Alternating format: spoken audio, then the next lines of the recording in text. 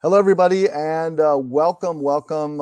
Happy that you've joined. I'm Marc Raco. I'll introduce myself further in a moment, but I'm so excited to spend a few minutes with you. We're just going to rock it through a topic I love, which is how podcasting and audio content really can be your new super tool as you go forward with your business, the work that you create, your mission, whatever it is that you are doing. So let's get started, shall we?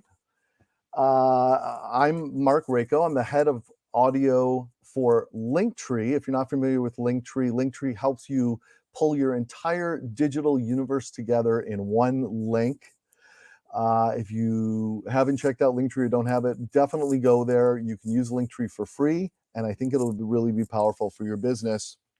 A little about me and why it's okay to listen to me on this topic is I have produced more than 1,500 podcast episodes over time, hosting more than 600 of them myself and creating 25 different podcasts on 3 continents. So I've been around the block a little bit, and I'm going to share a few things with you over the next few minutes.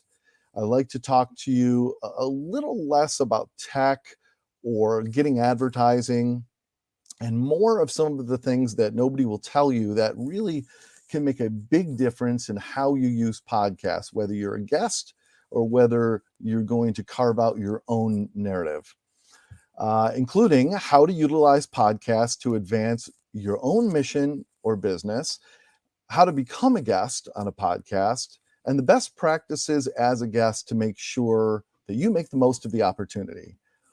And the age-old question, should you have your own podcast, and is it doable and worth it? And telling your best story, how do you refine your message or pitch, making sure it is your best story? And if we have time, I'll even ask for a volunteer from the audience to share their elevator pitch, their story, and see if there's a way we can bring it to another level. So hopefully we'll have time for that. So the power of the podcast. How powerful really are they? A gentleman named Robert Garish, who's a celebrity speaker and author, who launched a community called Flying Solo about 20 years ago, grew it to over 120,000 people. And he said that you just need, so true, one person to listen, get your message, understand it, and pass it on to someone else, and you've already doubled your audience. And I'll say that if each of those people see enough in your message and share it with another person, you have a very, very powerful microphone, a megaphone to the world. And podcasts are exactly that. So how much of a thing really are podcasts? Let's look at a little bit of data to kind of get an idea. Is this worth our time? In the United States alone, there are more than 2 million podcasts. 50% of the homes in the US, I'm sorry, I'm just talking about the US here because that's a widely known statistic in a huge podcast market. More than 50% of the homes in the US, which is 60 million homes, primarily loyal, affluent, educated people, the people you want to do business with, listen to podcasts. 80% of those people listen to most or all of an episode, which means this is not a drive-by. This is a commitment of time. In fact, those people listen to an average of 7 shows a week. That is how much real estate of their week you have command of. And really powerful, 50% of those people say they have bought something from a brand because they heard it mentioned on a podcast. So even if you're not advertising on a podcast, if you are the guest of a podcast or you yourself have a podcast, you have an immensely powerful resource and tool to use. It's a super tool. So let's start with being a guest on a podcast. That'll be one of the 3 things we talk about. So why, how you do that, and some of the do's and don'ts of being a guest for any creator, any aspiring or established entrepreneur, educator, entertainer, thought leader.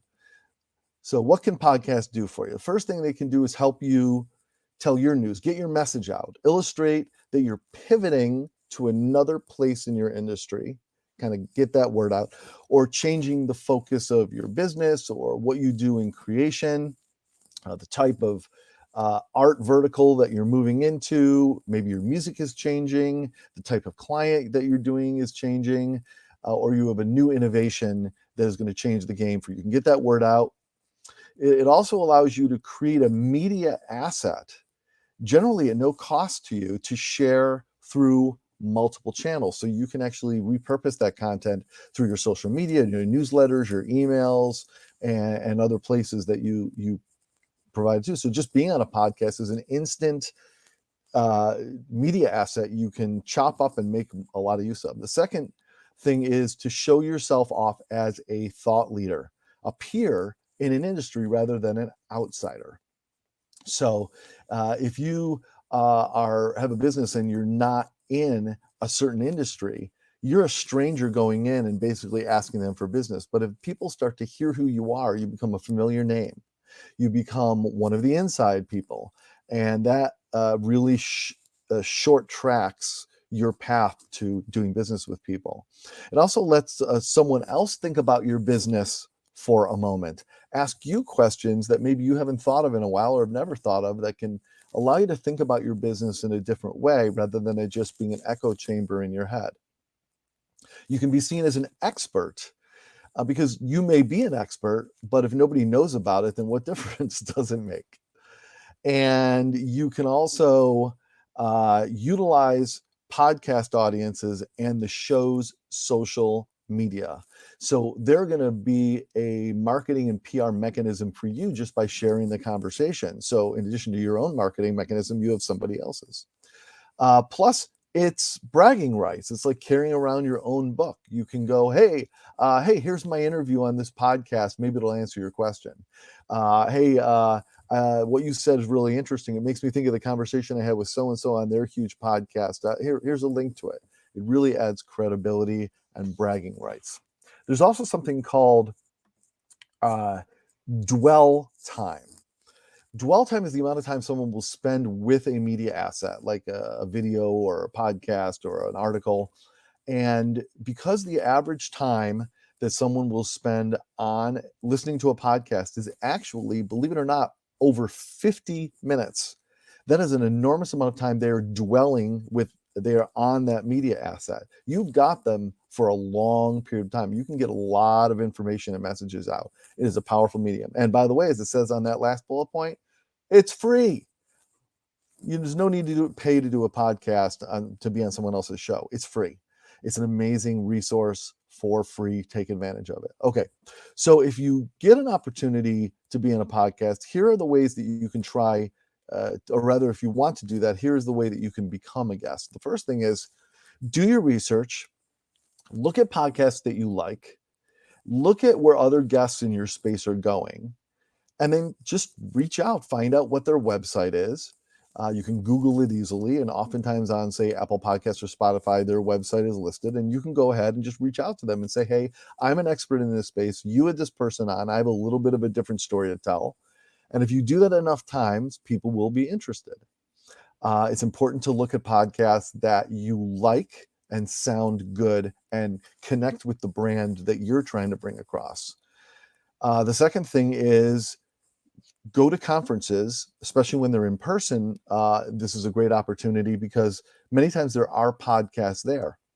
You can walk around the conference, take a look if they're a podcast recording, find out more about them. They may not know who you are and say, hey, if you need another guest, I'm here. You can also hire a pro, such as a podcast guest booker. That is a real thing. They generally cost between $500 and $700 a month. We'll get you between 2 and 4 bookings a month. It's not for everybody, but if you have a budget and you're serious about getting on real good shows with wide audiences, it's worth the investment. Think about what it can do for you before you really commit that kind of money. You can also utilize a publicist that you already have, or hire a publicist who's basically going to go out and get the job done for you. Or you can use an intern or hire someone just to pound the phones, to just cold call people through email and just pitch you. And if you pitch enough people who you are and what your message is, someone will say yes. And the next thing to think about is build your pitch. Think about why you matter. doing what you do or having to say what you say doesn't necessarily mean that someone's going to be interested in it. So think about, what is your special sauce? Why do you matter in the world? Why is what you're doing really a special story that is not the same as the other things that people have told on that show? But also, how will this get people to listen to that show? If you think through the lens of the podcaster, when you pitch yourself, that can be all the difference. And also, choose your show carefully. Think about the quality of the show that you're going to be on, what it sounds like. Are you going to be excited about sharing that interview because of the show that you're on? Just because you're pitched to be on a show doesn't mean that you should be on it if it sounds terrible, if they don't have good audio quality or don't do a good interview. Look at who the host is. Try to figure out, are they someone who has a following, and when they share the show, it's going to matter. It's going to move the needle for you. This is very, very important, something a lot of people don't talk about. Remember that doing a podcast as a guest it's a business decision. And you need to think about whether the questions that podcast host asks are useful to you. How do they treat their guests? And what do they do to promote you? Remember, this is a business deal. It's a trade. You both have an obligation to fulfill. You have to bring interesting content, but they have a responsibility to deliver for you. It's not just about recording the show. It's about providing value to you by getting the word out. And look at whether they really do that. So if you do become a guest, there are a few do's and don'ts. And from my experience, here's a few things that I think are important to point out. And while some of them may seem basic, I will assure you that over 1,500 podcast episodes that I've produced, most of the people have not done these things, and it has affected how valuable the experience and the appearance has been for them as a guest.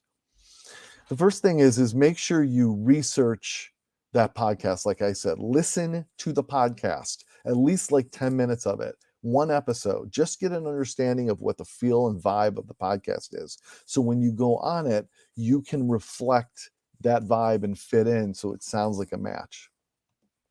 Make sure you know what your message is. Decide what you want to cover. Know what your primary message is. Know what the main thing is you want to get across, no matter what the host asks you, so you can keep coming back to that message again and again and circle back to it, so that some way, somehow, at the very least, that particular point is driven across and it is captured on that media asset so you can share it elsewhere. If you don't say it, it's not there.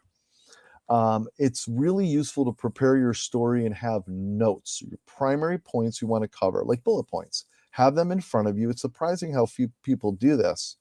So when you get lost in the conversation with the host, you can look down and remember the things that you wanted to make sure to mention and the things you need to bring back into the conversation, so you don't miss a beat and later go, oh, I forgot to talk about this. That was the whole reason I came on. What a waste. This right here is one of the most important things. If you get nothing else out of this entire presentation, this may be one of the most important things. If you think about times when you've, say, sat down in a coffee house with someone that you're meeting, and you have this intimate conversation in a corner with them, a wonderful conversation, you say, boy, oh boy, I wish we had recorded that. Gosh, I wish other people had been in this conversation. It was so great. Other people would find value. My friends, this is what a podcast really generally is. It is just a conversation between you and this other person that you're going to share with other people. That's it. So the conversation shouldn't feel like you're at a podium in an auditorium in front of 1,000 people, because you talk to those people differently, don't you? But when you're sitting across the table at a coffee house, you're just having a conversation like this, right? So that's how you should be on a podcast, because the listener is just one person with their ear pods while they're working out or washing dishes or driving or at their desk, just listening to you talking in their ear. And what you want to hear when someone's in your ear is someone talking right to you. So when you talk to the host, that sense of intimacy, that sense of quiet and relaxed really matters. Your answers, when you answer the questions, don't need to be long. If you only have a half an hour with them and you spend 10 minutes on an answer, how many questions can they get in? How many topics could you possibly cover? So if you prepare answers that are short, 1-2 minutes, and then be prepared to go deeper as the host asks for more information, peels back the layers of the onion, asks you to go deeper, you'll be able to do that. But the shorter you get your point across, the better it's going to be when they edit the show, for sound bites to share to help promote your show, and for you to cover more topics. So just think about that in advance. It may be really helpful. And have a great story ready. It's always great to come, if you ever go to a party and say, gosh, if I need a conversation point, here's something I can bring up just so I'm ready with a story. Do the same thing in a podcast interview. That way, if you feel like things are getting a little boring, you can pull out that great story about a moment when your business almost went wrong and you made this great decision and you rescued everything, or how you got the name to your company because it's such an interesting story that talks about the ethos of what you do. Have that story ready and in your back pocket just in case, and know what it is. Here's another thing. Even though podcasts are usually audio, it's important to come to the podcast camera ready, meaning neat, makeup on if you wear makeup, your hair done, dressed, be ready to be photographed and recorded video of you. Because even if you don't think that's going to happen, if they do this, it will help you with the promotion of your appearance on the show. Why do the show if nobody's going to know about it? So the more you can do to be ready for them to create promotional assets, the better. So it's something to think about. First impressions matter. And lastly, take initiative. Send your host or the producer a photo and a bio and your social handles. Don't wait for them to ask you, because the more you can control the narrative that they have. For example, if you send them a headshot, they won't just grab one off the internet and promote one you don't want to use. You can control that promotion just by giving it to them in advance. Some more do's, some more things you should do. Treat your podcast interview like it's an important meeting, because it is. It's a meeting with one of the largest audiences you've ever had.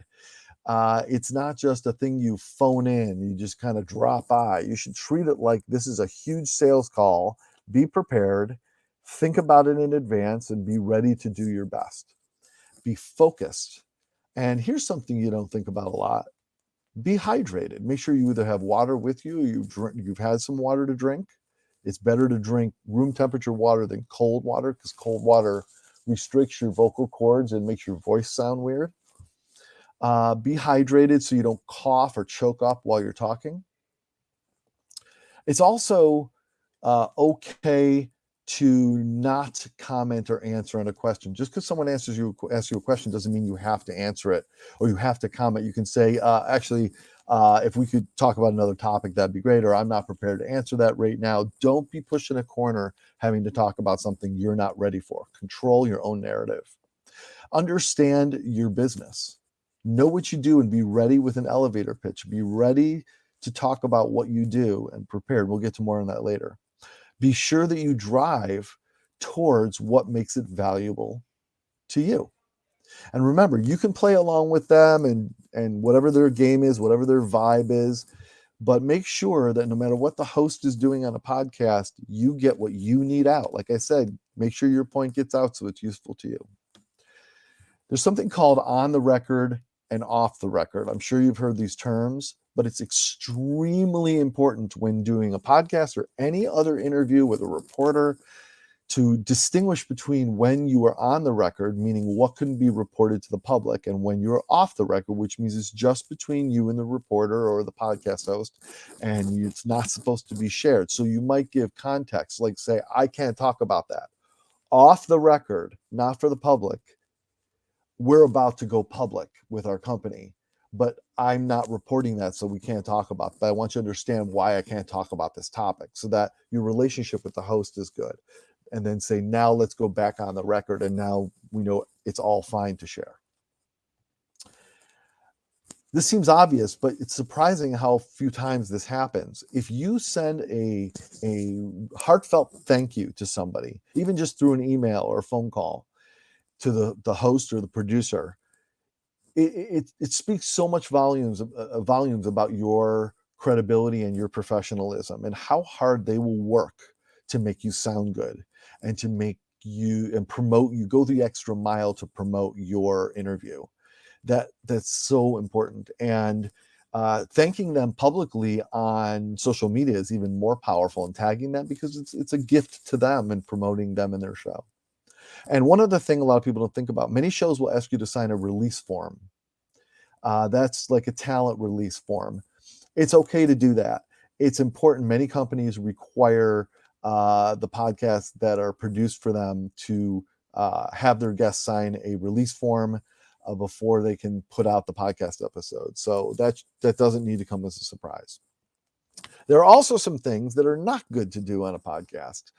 One thing is, if you're like me, when you talk about your business, you have what I call tapes or recordings in your head, things that you've rehearsed, things that you know how to say. So when someone asks you about something, you go, click, here's what I normally say. It's been rehearsed. I've practiced it a million times. When you go on a podcast interview, my friends, if you can take those tapes and throw them away and speak to someone like you were in a coffee shop, just hanging out with a beer or a cup of tea or whatever you like, and just hang out and just talk to them real, extemporaneously, in the moment. You know your stuff. You know what to say. That in the moment speaking will connect with the audience. And frankly, it'll affect the relationship that you have with that person. It'll make the conversation more valuable. It'll make it more fun. And it'll probably be one of the better interviews you've ever done.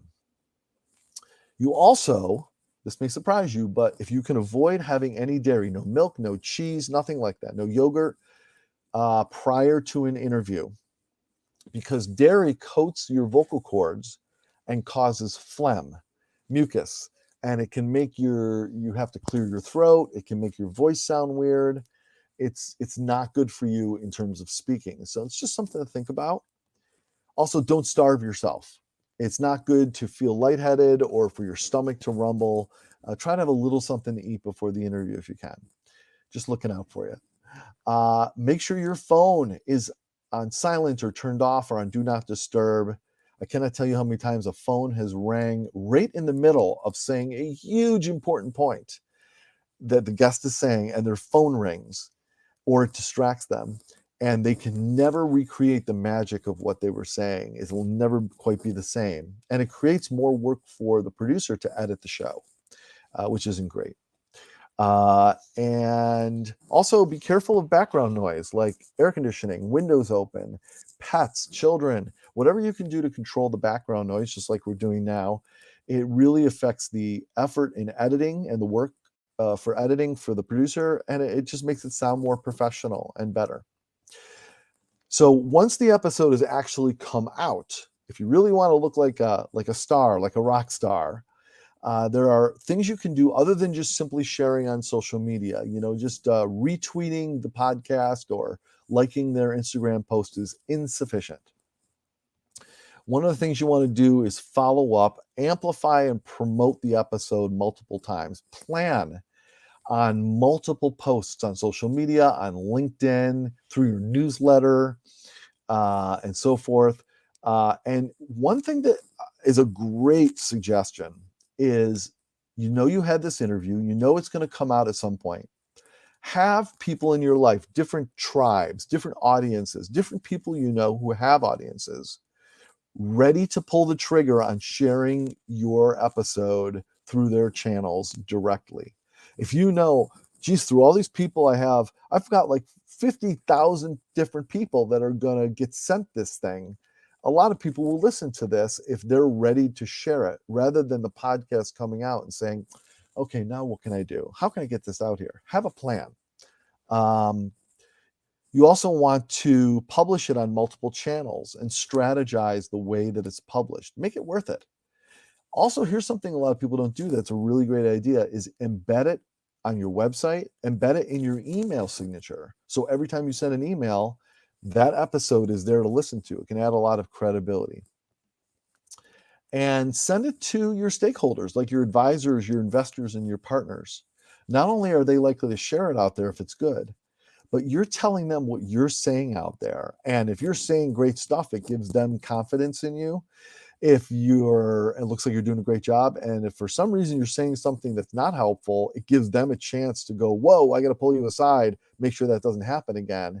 And that's really valuable to you. So make sure you share it to everybody. And frankly, share it with your customers. If you're proud of what you have to say, it's great to reinforce your message to your customers, tell them what's coming up next. It gives you a lot of credibility being on someone else's show. And it makes you, reminds them that you're someone that matters. You're not just a vendor or not just a supplier or not just who provides their service. People like popular people. People like people with credibility, and they want to do business with them. So that's in a flurry, in a wildfire ride here. That's some thoughts about being a guest on a podcast. But one of the things that comes with being a guest on someone else's podcast is you are not necessarily controlling your own story, your own narrative. There's a variable in there where someone else is controlling what is actually published and what questions are asked and topics are going to talk about. If you want to control your own narrative completely, what if you have your own podcast, and is that even a good idea? So why would you have your own podcast? And as this meme says, as this GIF says, you can be your own captain now. Well, the first thing is it automatically provides you great content for all of your content channels on a regular cadence. So every time you do a podcast episode, you can strategize the content that's in there to feed your other channels and fit into the other content strategies that you have going on. So if you're talking about a particular topic through this next month, you can talk about that on your podcast and then feed content into those other channels. And that really helps you. The other thing that you can do by having your own podcast is demonstrate thought leadership at another level. So instead of you going on other people's shows and talking, if you are the one leading the show and then you bring other people in to talk with, in the listener's mind, you're just as good as that person. So if that person is a captain of industry, they are a leading innovator, or a leading creator, and you are talking with them and having a great conversation on the internet, you're tied at the hip digitally with them. You are one and the same in people's minds, and that can really allow you to have some great thought leadership. It also allows you to learn a new industry. So if you want to do business with or discover something about an industry you're not familiar with, a great way to do it is through having a podcast. And the idea is to have guests on your show that are from that industry, leaders in that industry, big players. Learn from them, ask them the questions you want to know, and get to know it from the inside before you go into that industry and try to do business with that industry or serve that industry without the knowledge of how it works and, frankly, what is on their minds. It also allows you, having your own podcast, to keep an ear to the ground if that's your goal, to know what's coming next. So you're one of the first people to solve that problem rather than the last. Or what tools can help you before other people do. You can talk to the innovators and the tech creators and learn what they're working on and what they're about to release. You can be a source for them of getting their message out while you learn what's next and take your business ahead of the competition because you heard it first. And like I said, you can build credibility. You can demonstrate expansion, or that you belong in a new space rather than being an outsider. You are a familiar face, a familiar voice, a familiar name. You can also meet new people and build credibility, build community. Think about this. If I have my own podcast and I do it every week, over a year, I've got 50 different episodes I did, right? That's 50 people I talk to. If I strategize who those people are, at the end of the year, I have a community of 50, whoever they are. They are 50 people that were in my pipeline that I talked to again and reignited their interest in me and our relationship. There are 50 new people I met that are industry leaders that I now know and have learned who they are, and we're friends. And through that process, I now have a community of 50 people that all have something in common. What can I do with that community? Very, very powerful. And the other thing that it can do is be a wonderful business development tool. If you have someone you want to do business with, invite them on your podcast. Give them an opportunity to talk about the thing that they love most, which is their business, and help them promote their business. When you're done, I promise you, you are friends. At the end of that time, more times than not, if you say, that was a great conversation, I really love learning about you. You said this one thing about this one challenge you have. I think I can help you with that. Could we have lunch or coffee or a phone call sometime soon? I'd really love to tell you more about that. I promise you, it's very likely that person will say yes. And if you have 50 people over a year, how many of those do you think you could potentially close if you had 50 business meetings over a year, where the purpose of the meeting was to give them an opportunity to share their message, instead of the meeting being about trying to sell them something where they're on the defensive. It's huge. And if you're going to have your own podcast, just a few tips. This is not an encyclopedic full range of everything you need to do to launch a podcast, but here's a few inside tips to not squander the opportunity, because what you don't want to do is launch a podcast, right, and risk your brand. Experiment, wing it, go out there and say, what is there to do in a podcast? I'm just going to go out there, and then you didn't do it well, or you stopped it after 10 episodes because you said, I don't know what I'm doing. This didn't go well. There was no value. You've damaged your brand by doing that. So here are a few tips. The first thing is know the purpose of your podcast. What is it you're trying to accomplish? What do you want it to be, and why? What do you want to learn? What do you want to accomplish? What is your point of doing that? Understanding that is key. A lot of people don't think about that. They say, I'm an engineer, I want to talk about engineering. I'm an artist, I want to talk about art. But they don't know what they want to do with those conversations. For example, I want to understand what's coming next. So I want to talk to people who are on the forefront of the industry to learn what's coming next from them, and that will help me know those people and learn about. That's a goal.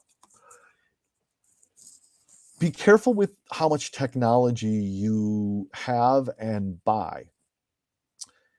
You should have a good microphone like I have here, but you do not need to spend a lot of money on it. You can buy a really wonderful microphone, and the kind of microphone you should buy is called a cardioid, or directional microphone. Cardioid, I believe, cardioid. What that means is it's directional. It doesn't record as much the sounds on the side as straight towards your mouth, and that's a better microphone for podcasting when it's just you on the microphone. And you can buy one for as little as like $35 US dollars. And you can even buy ones that are USB and just plug right into your computer.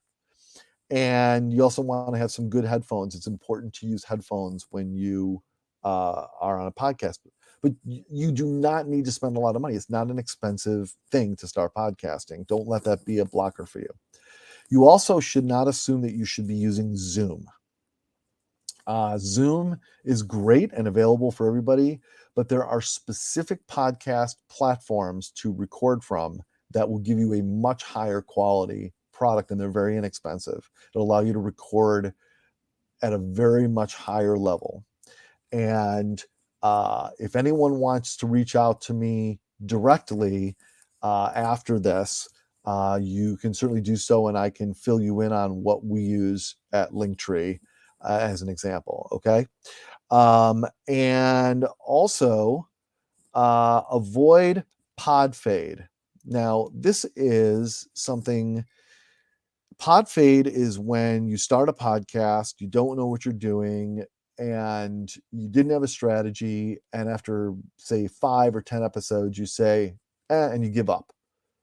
And that podcast sits out there and it never went anywhere. It's pod fade.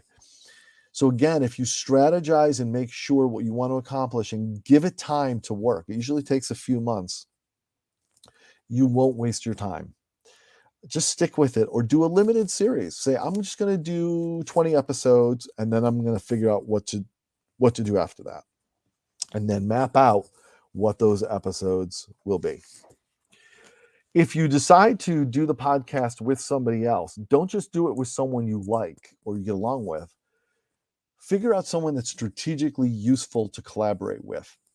Do they balance the conversation with a different knowledge base? Do they have a community or an audience that this can be shared with that's different than yours? Are they going to help pay the expenses?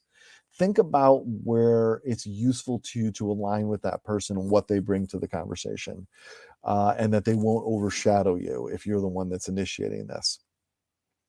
And this is very important to figure out the metrics, the KPI or ROI of your show. A podcast, my friends, is not necessarily about the maximum number of people listening. It might be about the right people listening. 500 CEOs in the right space in an industry listening may be more valuable than 50,000 people whom I don't know who they are. So if I coordinate if I plan the content and how I reach out to people to get those people, that may be valuable to me. Maybe audience doesn't matter at all. Can you believe that? That audience might not matter that much in a podcast? Maybe my whole point of doing the podcast is to have a mechanism, a platform that will allow me to have conversations with people that I want to have conversations with. And this will create a way for that to happen. So that would be my metric. And one more thing, don't be afraid to host a podcast. You do not need to be a host. You just need to be the person in that coffee shop that I mentioned, just having a conversation with someone that just happens to be recorded, and you have a strategy for how you're going to share that out in the world. If you can have a conversation with someone and do it well, I promise you can host a podcast. That's all there is to it. One more thing, this is very important. This goes into protecting your brand. Let's say you decide to do a podcast, okay? Your own podcast. When you pick a title, make sure there aren't podcasts out there with that title. You don't want to compete with them, and you don't want them to come after you and challenge you on the rights to that title. If you use music in your podcast, you must make sure you have licensing rights to that music. You can't just use any music, even if you love it. You have to use music you are allowed to use. There are a lot of stock royalty-free music platforms out there that are very, very inexpensive, that you can use a lot of wonderful music from, and it's all licensed and appropriate. So that's really important. And lastly, when you do a podcast, one of the great things you can do is invite other podcasters onto your podcast and ask them to invite you on their podcast. And that exposes you to their audience. And then you can cross promote each other. It's an easy promotional technique that a lot of people don't think about. So the third topic and final topic is, what is your message? If you're going to be on a podcast or you're going to have your own podcast, the right story matters.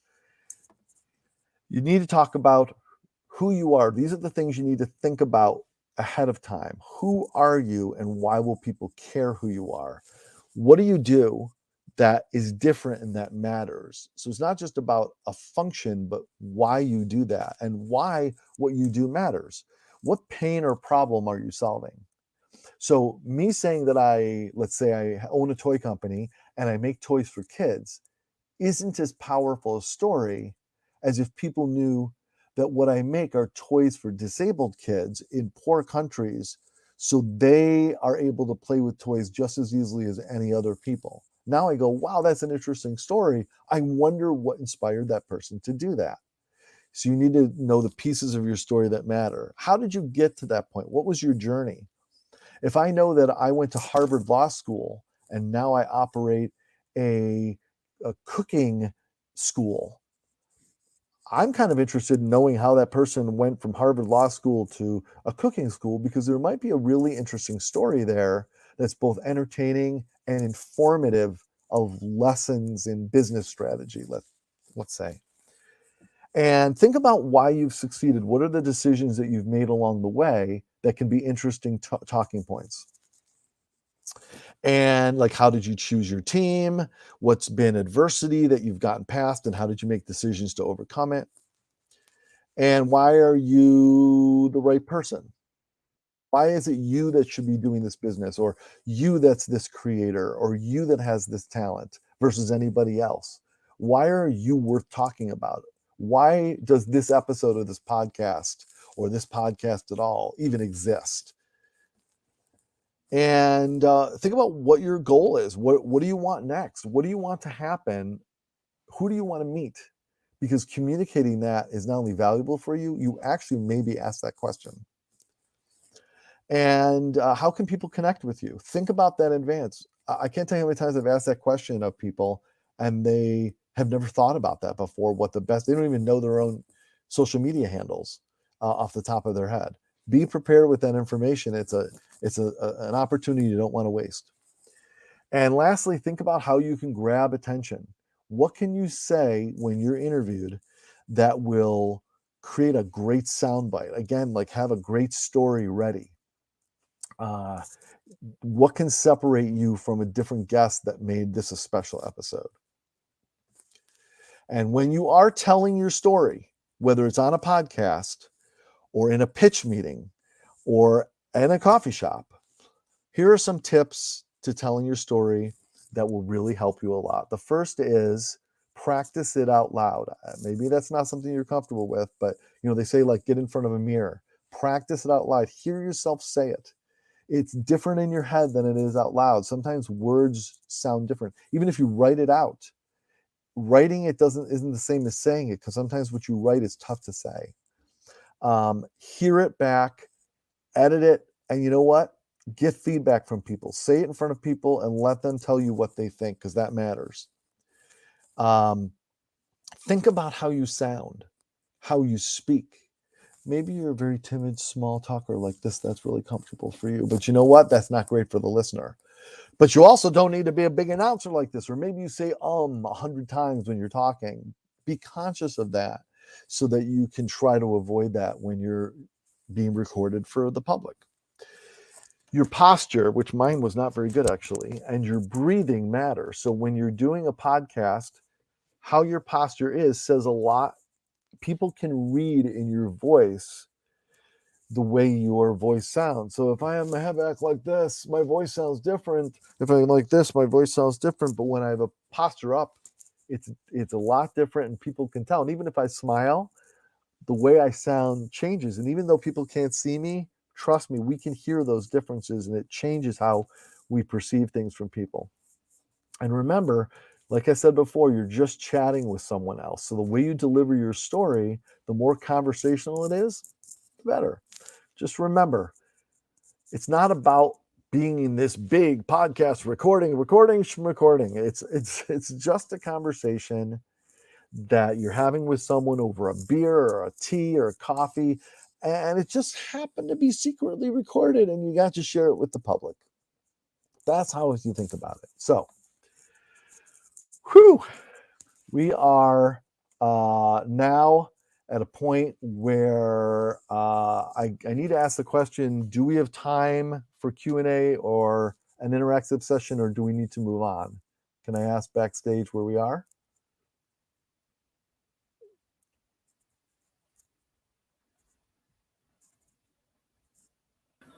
Hi, Mark. Yes, we are good in time. Okay, so I'd love to see if anybody from the audience are we able to hear anyone from the audience, or just No, just the written? chat. You can see question answer, a Q&A written in the Okay, so conversation I'd love to section. hear if we have a volunteer from the audience that would like to quickly tell us their elevator pitch or what their story is, and we can see if there's any room to improve it. We Anyone could like only to see the volunteer? questions, Mark. They won't be able Oh, to we can join only in see as them. I'm speaker. sorry. Yeah, Okay, then I can then get then the each questions on the stage if you want to. You okay. can stop sharing the things, the presentation. All right, then why don't we just do this? Let me just invite everyone rather than trying to do that interactively. Let me invite you. Take some time over the next few days. Think about your story and the points that I've made, and see where you think there's room to improve your story. So when you tell it, that it's as compelling and concise as possible, because the way you've been telling it, maybe it's not optimal because your story has probably changed over time. Is there anything you need to do to your story to bring it current? And I encourage you to do that. So quickly, key takeaways. Storytelling's been around forever. Obviously, since almost the dawn of time. Podcasts are just a different way to tell your story. There's nothing magical or mystical here. It's very available and accessible to you. Make sure you know what's interesting about your story. Why does telling it matter? Not just so it's functional for you, but you understanding that is going to help you be a very capable storyteller and guest. Inspire others to tell your story. Hold them accountable to and ask them if they will help share your story, because usually if you ask, people will say yes, and that will make the experience useful to you. And then lastly, define and control your own narrative, not just as a guest in the way you tell a story, but think about whether having your own podcast can not only be a way to control your narrative, but a remarkable business development tool for yourself. And a final thought, Steve Jobs, the founder of Apple, said an amazing thing. He said, the most powerful person in the world is the storyteller. The storyteller. The storyteller sets the vision, the values, and the agenda of an entire generation that is to come. Your responsibility is to tell your story. There are 2 million podcasts out there that need guests and want to tell your story. It's really just up to you about whether you take advantage of that resource and that tool, that super tool, and how well you execute that. So I want to say thank you very much. I'll certainly take any questions that we have time for. You can find me and Linktree at these social media handles, and you can check out the podcast that I am personally producing and hosting, which is Beyond the Feed, which is about the passion and creator economies at Linktree/Beyond the Feed. And I thank you very, very much. I really hope you got something out of this. So I'll take Mark, any questions. yeah, Mark, there's a question about if they want Yeah. to reach out to you to share their elevator pitch, how can they? I suggest that you, my suggestion is that you go to LinkedIn and direct message me there. That's probably the best way to connect with me. And And my that, name that is Marc, and my last name is Raco. yeah, there are a few questions if you want to take. I Of can share it on the course, screen. yes. Yeah, I'm there's a gonna question. If stop you can, sharing here. yeah, you will be. It will be All right. visible to your screen. The ideal place to host your podcast. Well, I don't know if I should specifically recommend a hosting platform, but there are quite a few hosting platforms out there, such as Podbean, that will allow you to host your podcast generally for free or for next to nothing, that are really great turnkey services that make it super easy for someone that's not familiar and not super technically savvy. But then as far as recording your podcast, I don't want to sound as if this is a formal recommendation, but I personally use a recording platform called Riverside.fm, which is Podbean is one word, Podbean. That's just one of many. And we use Riverside.fm. And monetizing your podcast, a question on tips to monetize your podcast. Boy, that's the holy grail of questions, isn't it? I think the key is, again, how do you define monetizing? In order to sell advertising on your podcast, you have to have an engaged audience that's fairly large, which would mean, boy, at least 10, 20,000 listeners every episode, which is a very hard thing to do, actually. But you can find other ways to earn money on your podcast by, for example, there must be other ways that you make money through through selling the things that you do in your business. You can mention, yep, exactly. You can mention services, online courses. You can remember every guest that you have on, they have a responsibility, and you should remind them of it, to share and promote the episode that they were on. That's the deal, right?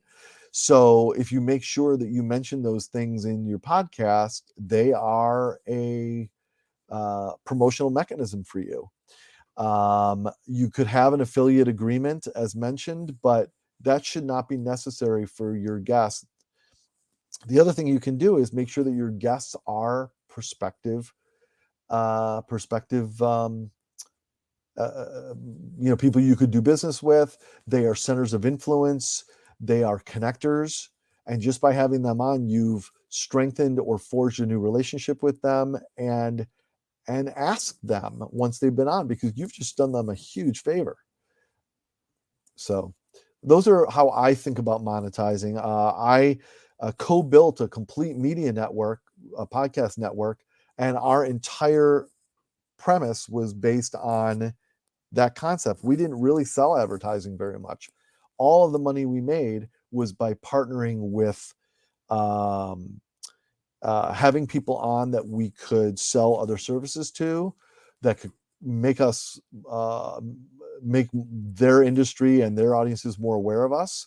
And also, here's another thing: you can work with conferences and see in-person conferences and trade shows, and see if they will allow you to record at the conference.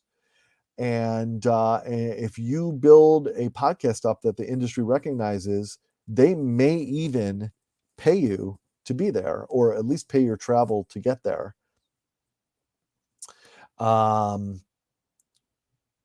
A smooth transition from having someone, I love this question, a smooth transition from having someone as a guest and then introducing them to your service is exactly as I said. So they are two things. One is, during the interview, you can work in organically in the conversation about what you do. So if you can say, like, so Joe, as you know, I do XYZ as my business, and I was talking with a customer about the thing that they're doing, and that led to this issue. What do you think about that issue? And that allows you to organically introduce into the conversation what you do without being, uh, you know, without it being weird, right? That's a way that they know what you do. Then after the conversation, when it's all over, you say, "Boy, Joe, you were great, man. That was one of the best interviews I ever did. I'm going to make sure to promote it. I'll follow up and let you know everything when it goes live. And by the way, when you talked about such and such in the interview, boy, that was gold, man. I really loved that, and that meant so much to me. In fact, it got me to thinking that I need to tell you more about what I do, because I think it may help you solve some problems. Is there any chance we could get together and have a meeting?" Remember, right now, that guest is basking in the glow of this wonderful moment where it all just went well, and they talked about stuff they love, and you help them. They're very receptive. They'll never be more receptive than they are now. And that's what I would do. And if you don't feel comfortable, then when the episode comes out, that's a chance to revisit and say, "Hey, great news, your episode's out. It sounds amazing. And it reminded me that I really want to talk to you about this. Can we get together? Can we find time in your calendar?" I think it's an incredible way to have a warm introduction to somebody. Anything else? Yes, there was one more question that I marked out. Yeah, I'll do it on stage. How can a brand grow their podcast listenership organically, even if they're starting out? Well, one thing that you can do is engage an existing following that the brand has and get their feedback about what they would like to hear on the podcast. Who would they like to hear from? What questions would they like to have asked? Um, Give them shout outs on the podcast and on social media, uh, so that it starts connecting them organically to the existence of the show and a reason to listen in to see if their question was asked. That person that they asked about is on. Give the audience what they want and involve them, whatever audience you have. Trust me, just because you have 100,000 followers on Instagram does not mean 100,000, much less 10,000 people are going to listen to your show. But if you have 100,000 people out there, and I know not everybody has that much, but if you have 100,000 people out there that knew about your show before it became a show because they were involved in the committee, if you will, of deciding what the show was going to be, and you gave them what they asked for, or at least gave the illusion that you're giving them what they asked for, they're going to be curious if nothing else. So that's a way I think to organically grow. The other thing is once you have the podcast kind of going, if you are in a position to have live events once in a while, and they don't have to be thousands of people, they can just be 10 people, 100 people or whatever, turn that live event into a podcast recording session, because all of those people in the room are automatically going to be aware of and loving that they were included in, and probably will listen and share this wonderful experience that they were a part of, that you hear the audience, you hear their clapping, their laughter, and it also helps people want to come to your other live events, and it becomes like a circle that feeds itself with an automatic organic audience. So those are just a few tips. And migrating your podcast from one platform to another, I wouldn't jump like a frog from one lily pad to another. I wouldn't jump from platform to platform unless there's a really good reason to do it. Being on a specific platform usually doesn't bring you new audience. It only has to do with the service and pricing of what you're getting, and how, if you feel comfortable with the platform. But once you're out there, if you're doing it right, you should be able to easily get on any publication platform like Apple, Spotify, Google, Castbox, and the places that you listen to your podcast. You don't go from one platform to another. You should be able to be on all of them at the same time, the publication platforms. But in terms of a hosting platform like Podbean, as an example, once you found one, if it's working for you, there's no reason to move. All right, Mark, that will be it. We have another session lined up after it, but thank you so much for the You're space. welcome. It was really helpful and everything, and I hope people joining in will be helpful. You can reach out to Mark for any other questions on Please. LinkedIn or Twitter, as I shared. So yeah, I'll end it at the moment, and thank you so much. This is the longest session for the entire summit. Like we took like it, we are chatting for about 57 Thank minutes. So you. yeah, Thanks it for was giving really it good. some time. Thank Sure. you, everybody. Thanks for joining. Thanks a Yeah. lot.